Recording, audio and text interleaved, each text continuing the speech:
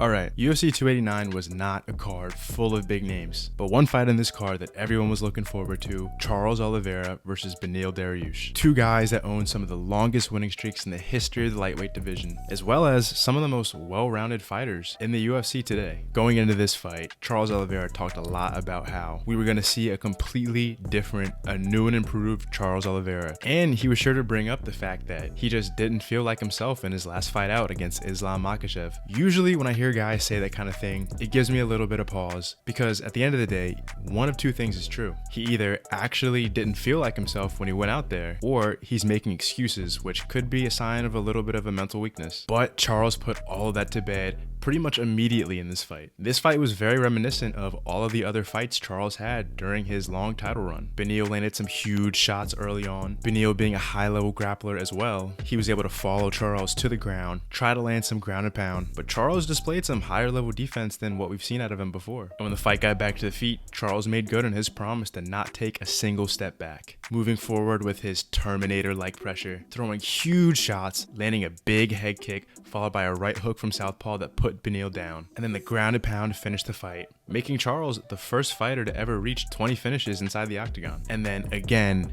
as usual, Charles made the entire building explode with his post-fight interview. Charles probably got the biggest pop from the Vancouver crowd, and he's not even Canadian. I don't think a single Canadian fighter on this card got even close to the reception that Charles got. This guy is a true fan favorite. So it's next. It's really tough to see Beneil go out like that. The guy was on an 8-fight winning streak. Realistically, if he moved the needle just a little bit more, the guy probably should have already had his title shot by now. And losing by finish to Charles Oliveira, you gotta think that this is going to set him back pretty far, and it's going to take probably a whole nother winning streak to get him back into title contention. And since he's the kind of guy that doesn't really move the needle too much with the fans, we've already seen people like Dustin Poirier decline to fight him, considering how he's not going to do too much for their career if they beat him, and he's also one of the tougher matchups in the entire division. But now that he's beaten pretty much everybody up until Charles, there's only a few fights for him left to take. I think there's a good chance that he's going to fight either the winner or the loser of Justin Gaethje versus Dustin Poirier. And for Charles,